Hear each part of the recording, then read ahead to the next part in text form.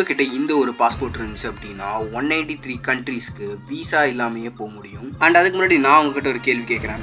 இந்தியாவோட பாஸ்போர்ட் வச்சு எவ்வளோ டெஸ்டினேஷனுக்கு போக முடியும் நீங்கள் நினைக்கிறீங்க? தெரிஞ்சிருந்தா கமெண்ட்ல சொல்லுங்க. அண்ட் இப்போ நம்ம ஹென்லி இண்டெக்ஸோட டாப் 5 பாஸ்போர்ட்ஸ் என்னென்ன அப்படிங்கிறத இந்த வீடியோ நம்ம பார்ப்போம். 5th பிளேஸ்ல இருக்கிறது என்ன அப்படின்னு பார்த்தோம் அப்படின்னா நியூசிலாந்து, கிரீஸ் அண்ட் சுவிட்சர்லாந்து. இந்த கண்ட்ரீஸோட பாஸ்போர்ட்ஸ்லாம் நீங்கள் வச்சுருந்தீங்க அப்படின்னா உங்களால் கிட்டத்தட்ட 187 டெஸ்டினேஷன்ஸ்க்கு விசாவே இல்லாமல் இல்லை விசா ஆன் அரைவல், அதாவது அந்த இடத்துக்கு போனதுக்கப்புறமா விசா வாங்கி நம்மளால் ட்ராவல் பண்ண முடியும்.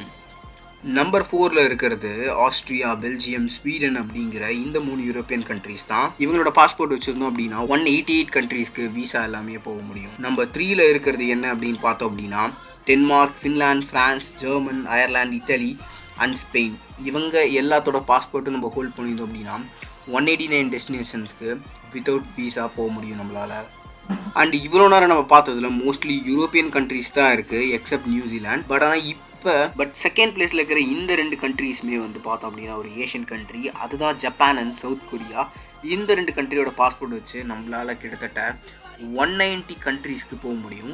நம்பர் 1 இடத்துல இருக்கிறது சிங்கப்பூர் தான். அண்ட் இந்த ஒரு கண்ட்ரியோட பாஸ்போர்ட் வச்சு நம்மளால் கிட்டத்தட்ட 193 டெஸ்டினேஷன்ஸ்க்கு வித்தவுட் விசா போக முடியும். சரிப்பா, அப்போ இந்தியா அதில் எத்தனாவது இடத்துல இருக்குது அப்படின்னு பார்த்தோம்னா இந்த மாதத்துக்கான ரேங்க் படி இந்தியா வந்து 77th பொசிஷனில் இருக்குது.